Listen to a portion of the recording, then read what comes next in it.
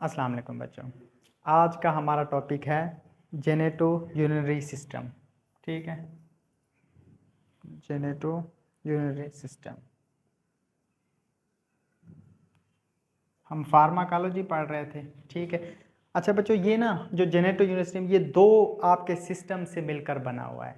ठीक है, एक इसमें है जेनेटो, ये आपके शो करता है रिप्रोडक्शन को। ठीक है, और यूरिनरी आपके यूरिन जो बनने का अमल है ना उसको कर रहा होता है। ठीक है, तो इसमें आपके ना दो सिस्टम है, क्योंकि हम जो मैमल्स की जो कैटेगरी है ना, मैमल्स की कैटेगरी, उसमें मोस्टली मैमल्स का ये होता है कि उसका जो जेनेटो यूरिनरी फंक्शन है ना, ठीक है, उसके लिए एक सेम आर्गन इस्तेमाल होते हैं। ठीक है, तो इसलिए वो इसको मिक्स करके यूज़ कर रहे होते हैं। ठीक है, अब जो यूरिनरी सिस्टम है, जो जेनेटो यूरिनरी सिस्टम है ना, उसमें अगर हम जेनेटो की हम देखें तो इसमें आपके ना टोटल रिप्रोडक्शन का वो आ जाता है। ठीक है, मेल और फीमेल में जो रिप्रोडक्शन से रिलेटेड आपके आर्गन्स होते हैं, जो चीज़ें होती हैं, जो वो चीज़ें आ जाती हैं। ठीक है, जब जो यूरिनरी सिस्टम है, यूरिनरी सिस्टम का क्या काम है, ये आपके ब्लड को प्यूरीफाई कर रहा होता है। प्यूरीफाई उस सेंस में कि देखो हमारे हर सेल में ना हर वक्त लाखों रिएक्शंस हो रहे हैं। ठीक है, उस रिएक्शन के नतीजे में ना कुछ वेस्ट भी प्रोड्यूस होता है।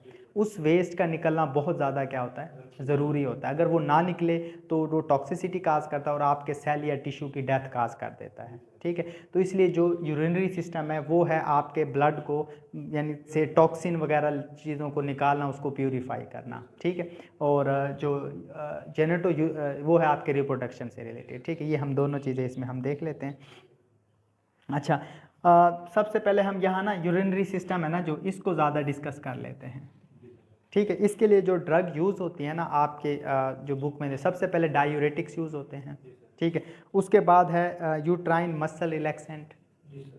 ठीक है, जो आपके जो यूरिनरी सिस्टम के स्मूथ मसल है उनको रिलैक्स कर रहे होते हैं। ठीक है, और तीसरे नंबर पे आ जाता है यूट्राइन मसल कॉन्ट्रैक्शन।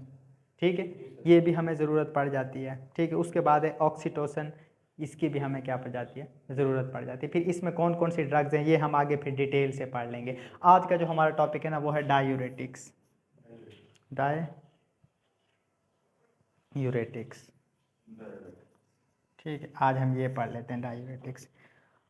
कोई आपके माइंड में है कॉमनली कौन सी डायूरेटिक्स यूज़ करते हैं हम? लासिक्स यार, कितना तो यूज़ होता है हमारी सोसाइटी में। जब ब्लड हाई होता है फिर उसको देते हैं और यूरिन पास करते हैं। हाँ, तो वो मतलब आपके किडनी से ही निकाल रहा है ना, वो फ्लूइड को कहाँ से निकालता है? लेकिन ये कहते हैं increase the volume of urine. क्या मतलब है? यूरिन का जो है ना वॉल्यूम बढ़ेगा, इसका मतलब ब्लड से निकल रहा है। यूरिन ज़्यादा कब आएगा? यूरिन ज़्यादा कब आएगा? जब यूरिन ज़्यादा बनेगा। और वो कब बनेगा? जब आपके ब्लड से मतलब नमकियात और पानी को निकाला जाएगा। नहीं समझ आई? सिंपल सी बात है। देखो बच्चों, ये आपकी है, ये देखो ये है आपकी बॉडी। ठीक है, और ये है आपका फॉर एग्जांपल ब्लेडर। ठीक है, अगर यहाँ फ्लूइड ज़्यादा है जो कि हमारा ब्लड प्रेशर वगैरह में ज़्यादा होता है, ठीक है, तो क्या करेगा, बॉडी से निकाल के किधर डालेगा? ब्लेडर में डालेगा ताकि उसको बाहर निकाला जा सके। ठीक है, तो जितना यानी कि वॉल्यूम ज़्यादा होगा आपके यूरिन का, ठीक है, उतना ही आपके फ्लूइड बॉडी में कम होना शुरू हो जाएंगे। इसलिए तो हम जब भी ब्लड प्रेशर के पेशेंट आते हैं ना तो इमरजेंसी उसके ट्रीटमेंट के लिए हम लासिक्स के इंजेक्शन लगाते हैं। ठीक है, उसका क्या है फ़ायदा, यही होता है कि उसके फ्लूइड को कम किया जा सके। जितना फ्लूइड कम होगा उतना हार्ट को काम करना आसान हो जाएगा। सोसाइटी में यूज़ हो रहा होता है ना हमारे यहाँ सोसाइटी में। तो सर ये तो फिर इतना रैपिड है कि 10 मिनट में 5-10 मिनट। हाँ, वही तो इसका फंक्शन। हाँ, वही तो वो इसका फंक्शन हम आगे इसको देखेंगे कि क्या होते हैं क्या होते हैं। अब डायूरेटिक्स हम देख लेते हैं। ये एक मतलब छोटी सी एग्जांपल थी। ठीक, वो कहते हैं डायूरेटिक्स क्या करते हैं, आपके यूरिन के वॉल्यूम को बढ़ा रहे होते हैं। ठीक है, मतलब आपकी बॉडी से फ्लूइड को निकाल के यूरिन की शक्ल में बाहर निकाल रहे होते हैं। समझ आइए ना कि डायूरेटिक्स का क्या काम है? यूरिन के लेवल को बढ़ा देना, यूरिन के वॉल्यूम को बढ़ा देना। ठीक है, इसमें ही लिखा हुआ है डायूरेटिक्स।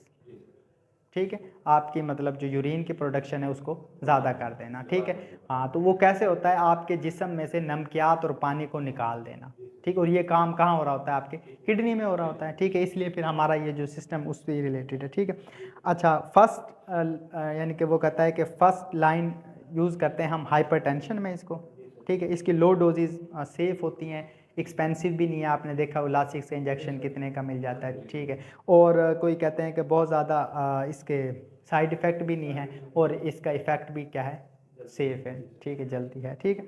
अच्छा, उसके बाद हम किस किस में यूज़ कर रहे होते हैं, हाइपरटेंशन में, हार्ट फेलियर्स में, ठीक है, कंजेस्टिव हार्ट में, मायोकार्डियल इन्फेक्शन में, इनमें हम यूज़ कर रहे होते हैं, ठीक है। देखो ना, जितना आपके जो कार्डियोवैस्कुलर सिस्टम है ना उस पर लोड कम होगा, ठीक है, उतना ही उसको काम करना रिलैक्स होगा, ठीक है। इसलिए फिर जितना वॉल्यूम निकल जाएगा उतना उसके ऊपर लोड कम हो जाएगा, ठीक है। बस इसमें एक लाइन वो और कह रहा है, वो कहता है कि रिसेंटली जो स्टडीज़ है ना वो शो करती हैं कि बीटा ब्लॉकर और जो डायूरेटिक्स में ना उसमें से ज़्यादा इफेक्टिव कौन सा है, तो जो डायूरेटिक है वो ज़्यादा इफेक्टिव है as compare to beta blockers के। बीटा ब्लॉकर्स भी हम हार्ट फेलियर्स वगैरह में देते हैं ना अब, तो उसके अगर दोनों का कंपेयर किया जाए तो ये ज़्यादा इफेक्टिव है, ठीक है। फिर उनके थोड़े से साइड इफ़ेक्ट ज़्यादा होते हैं, इनके साइड इफ़ेक्ट मतलब हाँ कम होते हैं, ठीक है। अच्छा, ये इसमें ना आपकी प्रोटोटाइप्स दी हुई हैं, थायाजाइड डायूरेटिक्स हो गया, लूप डायूरेटिक्स हो गया, पोटाशियम स्पेरिंग डायूरेटिक्स हो गया, ठीक है, कार्बोनिक एनहाइड्रेज इनहिबिटर हो गया, और ऑस्मोटिक डायूरेटिक्स हो गया, ठीक है। तो हम यहाँ तो इनको नहीं डिस्कस कर ले, हम एक एक को फिर अलहदा से डिस्कस कर लेंगे, ठीक है। जिस तरह आज हम डिस्कस कर लेते हैं थायाजाइड डायूरेटिक्स, थायाजाइड डायूरेटिक्स, ये यूज़ कर लेते हैं, ये हम आज इसको हम डिस्कस कर लेते हैं, ये क्या होता है और क्या नहीं होता, ठीक है। इसमें जो ड्रग यूज़ करते हैं ना वो क्लोरोथायाजाइड यूज़ करते हैं, ठीक है। क्या है, क्लोरोथायाजाइड, क्लोरोथायाजाइड हम यूज़ करते हैं, ठीक है। अब ये क्या होती है और कहाँ पे इफ़ेक्ट करती है वो हम सारा देख लेते हैं। देखो बच्चों, ये जो है ना आपके आपने ये, मैं थोड़ा सा आपको बता भी देता हूँ वो,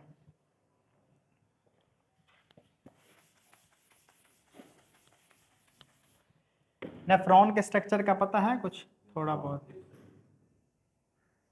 ये होता है बच्चों आपका नेफ्रॉन का स्ट्रक्चर, ठीक है। ये आपका बुमेन कैप्सूल, ये ग्लोमेरुलस आ गया, ठीक है, ये आपका लूप ऑफ एनले आ गया, ये डिसेंडिंग है, ये असेंडिंग है, और ये आपकी कलेक्टिंग डक्ट आ गई, ठीक है। अब यहाँ पे हमने देखना है कि ये कहाँ पे एक्ट कर रहा होता है और क्या ये काम कर रहा होता है, ठीक है। अब जब वो यही कहता है कि आपकी जो डिस्टल, देखो ये होती है प्रॉक्सिमल कॉन्वोलेटेड ट्यूब, और ये होती हैं आपकी डिस्टल कॉन्वोलेटेड ट्यूब, ठीक है। अब ये कहाँ एक्ट करता है, ये आपके डिस्टल कॉन्वोलेटेड ट्यूब पे एक्ट कर रहा होता है, ठीक है। और क्या करता है, ये आपकी जो सोडियम की रीअब्जॉर्प्शन है ना उसको क्या कर देता है, ये कम कर देता है, जिसकी वजह से आपका यूरिन की जो वो है वो ज़्यादा हो जाती है, समझ आइए, ठीक है। देखो यहाँ से, अब यहाँ से एफरेंट आती है, एफरेंट जाती है, ठीक है। तो एफरेंट और ये एफरेंट, ठीक है। तो यहाँ से आपका जो ब्लड में से फालतू चीज़ें हैं ना वो पास आउट होकर इधर चली जाती हैं, उसमें आपके नमकियात हैं, मतलब सोडियम, ये पोटाशियम क्लोराइड, ये वाली चीज़ें, पानी वगैरह हो गया, आपकी जो फालतू चीज़ें वो हो गई, ठीक है। वो इधर से ऐसे पास आउट होकर यहाँ कलेक्टिंग डक्ट में आके यूरिन बन जाती हैं, ठीक है। तो यहाँ डिफरेंट जो आपकी ट्यूब्यूल्स है ना वहाँ डिफरेंट चीज़ें एक्ट करके ना जो आपकी यूरिन की कंसनट्रेशन है ना उसको क्या कर रही थी, चेंज कर रही होती हैं, ठीक है। अब जिस तरह अगर हम ये क्लोरोथाइजाइड देंगे ना, ये कहाँ एक्ट करेगा, आपके डिस्टल जो कॉन्वोलेटेड ट्यूब्यूल है ना यहाँ एक्ट करेगा, और यहाँ क्या करेगा, ये सोडियम की रीअब्जॉर्प्शन है ना उसको क्या करा देगा, कम कर देगा, ठीक है। जिससे क्या होगा, आपकी जो पानी है मतलब वो ज़्यादा निकलने लग जाएगा, ठीक है। ऐसे ही है, देखो यहाँ या इस पार्ट को ना हम थोड़ा सा ऐसे डिटेल कर लेते हैं, ठीक है। आपके पास यहाँ पानी भी है, ठीक है, और सोडियम भी है, ठीक है। जब वो कहते हैं कि सोडियम को वो निकाल लेगा इधर, ठीक है, तो पानी की कंसनट्रेशन इधर से ज़्यादा हो जाएगी, ठीक है, जिसकी वजह से आपका यूरिन ज़्यादा बनेगा, ठीक है। ये है इसका एक मैकेनिज्म। रीअब्जॉर्प्शन यही है ना, यहाँ इसके ऊपर क्या होती हैं आपकी मज़ीद ट्यूब्यूल्स होती हैं, रीअब्जॉर्प्शन ये कि अब मज़ीद इसको क्या करना है, निकालना है, ठीक है। पानी वगैरह को मज़ीद क्या करना है, निकालना है, ठीक है। तो रीअब्जॉर्प्शन कम होगी तो यहाँ बच जाएगा ना वो, ठीक है, तो यहाँ फिर पानी के साथ वो आगे मूव कर जाएगा। ठीक है, अगर जब रीअब्जॉर्प्शन करानी होती है तो सोडियम जैसे ही बाहर आता है, ठीक है, वो साथ अपने क्या ले आता है, वाटर भी ले आता है। ठीक है, तो यहाँ पे ये इस जो अमल है ना, इसको कम कर रहा होता है सोडियम की रीअब्जॉर्प्शन को, जिसकी वजह से वो फिर यूरिन की फॉर्म में बाहर निकल जाती है। ठीक है, अच्छा दूसरा वो कहते हैं इसका थेराप्यूटिक वही है, हम ट्रीटमेंट देते हैं हाइपरटेंशन में, कंजेस्टिव हार्ट फेलियर में और हाइपर कैल्केरिया में। ठीक है, अच्छा जी, उसके बाद एडवर्स इफेक्ट की बात कर लें तो एडवर्स इफेक्ट में वो कहता है कि आपके जो प्रॉब्लम आती है फ्लूइड और इलेक्ट्रोलाइट बैलेंस में। ठीक है, ये इसका एडवर्स इफेक्ट है। हाँ, मसले देखो जब यहाँ से सोडियम और इनकी वो चेंज होगी तो फिर इसलिए आपके फ्लूइड में थोड़ी चीज़ें वो आ जाएंगी। ठीक है, अच्छा जी, उसके बाद वो कहता है कि इसकी जो फार्मेकोकाइनेटिक्स है ना, ऑरली हाफ लाइफ 40 घंटे तक होती है इसकी, और आहिस्ता आहिस्ता आपके यूरिन में ये सिक्रिएट हो जाती है।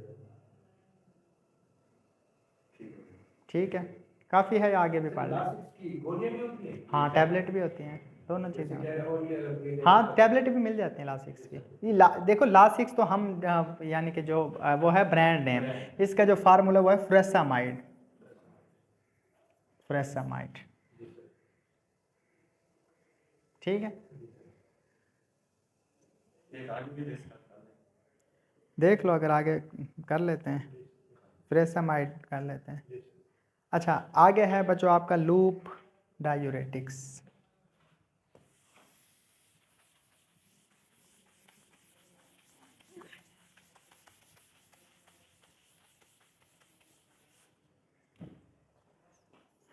ये है बच्चों लूप डायूरेटिक्स। ठीक है, लूप डायूरेटिक में वही आपका फ्रुसामाइड आ जाता है और एक है ब्यूमेटामाइड, ब्यूमेटानाइट। ठीक है, यहाँ लिखा हुआ है ब्यूमेटानाइट। ठीक है, ये है आपका लूप डायूरेटिक्स। मतलब ये कहाँ एक्ट करता है, जो हमने अभी बनाया था ना वो आपका नेफ्रॉन, उसकी लूप पे एक्ट कर रहा होता है ये। हाँ, लोप ऑफ हैंले है, वहाँ पे एक्ट कर रहा होता है। ठीक है, अब इसका क्या काम है, ये इनहिबिट करता है सोडियम, कैल्शियम और क्लोराइड। ठीक है, उनकी जो ट्रांसपोर्ट है ना असेंडिंग लूप ऑफ हैंले पे, उसको ये क्या कर रहा होता है, इनहिबिट कर रहा होता है। ये दोबारा मैं बना देता हूँ, ये देखो ये आपकी थी, यही था ना नेफ्रॉन। ठीक है, ये कल ये थी आपकी लूप ऑफ हैंले, ये डिसेंडिंग लूप ऑफ हैंले, और ये क्या है, असेंडिंग। ये कहाँ एक्ट करता है आपके, असेंडिंग पे। असेंडिंग पे क्या कर रहा होता है, सोडियम, कैल्शियम और क्लोराइड, नहीं सॉरी पोटाशियम, कैल्शियम नहीं पोटाशियम है ये, पोटाशियम। ठीक है, सोडियम पोटाशियम और क्लोराइड है ना, इनको इनहिबिट कर रहा होता है। ठीक है, जब ये नहीं निकलेंगे तो पानी भी नहीं निकलेगा। ठीक है, यहाँ से ये ऊपर जा रहे होते हैं ना, ठीक है, साथ में पानी भी जा रहा होता है। ठीक है, जब ये बाहर निकल आते हैं तो पानी भी रीअब्जॉर्ब बाहर आ जाता है। ठीक है, तो जब ये इनहिबिट हो जाएंगे तो पानी भी इनहिबिट हो जाएगा, वो भी फिर आपके यूरिन में चला जाएगा। ठीक है, तो आपकी जो पानी के जो यूरिन की वॉल्यूम है ना वो बढ़ जाएगा। ठीक है, और बॉडी में से फ्लूइड क्या होने लग जाएंगे, कम होने लग जाएंगे। ठीक है, अच्छा इसका मैकेनिज्म ऑफ एक्शन का पता लग गया ना। ठीक है, अब इसका वो थेराप्यूटिक यूजेस क्या है, हम इसको यूज़ करते हैं एक्यूट पल्मोनरी एडीमा में। ठीक है, हार्ट फेलियर में यूज़ करते हैं, और ज़्यादातर इमरजेंसी सिचुएशन में यूज़ कर रहे होते हैं। देखो ना, आपके पास पेशेंट आया, उसका ब्लड प्रेशर काफ़ी हाई है, तो आप फ़ौरन उसको लासिक्स फ्रेसामाइड का इंजेक्शन लगाते हो इमरजेंसी सिचुएशन में, ताकि उसको डाउन किया जा सके। ठीक है, किसी को पल्मोनरी एडीमा हो गया है तब भी हम इसको यूज़ करते हैं, ताकि उसके फ्लूइड को बॉडी से बाहर निकाला जा सके। ठीक है, अच्छा लूप डायूरेटिक जो है वो ऑरली भी दे सकते हैं, और आप इंजेक्शन की फॉर्म में भी दे सकते हो। ठीक है, और आपके यूरिन में ये क्या हो रहा होता है, सिक्रीट हो रहा होता है। अब इसके साइड इफ़ेक्ट क्या हैं, उलट हैं, मतलब हाइपरटेंशन में देते हैं तो हाइपोटेंशन करता है। ठीक है, उसके बाद हाइपोकलीमिया करता है। ठीक है, उसके बाद हाइपोग्लाइस मैग्नीशिया करता है, और टॉक्सिसिटी कर रहा होता है आपका। ठीक है, मैग्नीशियमिया, मैग्नीशियम नहीं होता जो, उसकी निकाल रहा होता है ये। ठीक है, उसको आपकी किडनी से निकाल रहा होता है ना, तो वो आपकी बॉडी में कम हो जाता है, उसे कहते हैं हाइपोमैग्नीशियमिया। ठीक है, मैग्नीशियम आपके ना वैसे तो काफ़ी सारे काम आती है, लेकिन इसका एक बड़ा अहम किरदार ना आपकी स्लीप पे होता है, स्लीप, जिसको नींद नहीं आ रही होती। ठीक है, मैग्नीशियम साल्ट भी मिलता है, उससे ना लोगों को जिनको इशू होते हैं ना नींद वगैरह के और टैबलेट वगैरह नहीं ले सकते, तो फिर उसका ना बाथ पिलाया जाता है, मतलब उसको नहलाया जाता है मैग्नीशियम के पानी में, वो फिर बॉडी से अब्जॉर्ब होकर ना बड़ी सुकून की नींद आती है। ठीक है, ये आपको मिल जाता है बाज़ार से। ठीक है।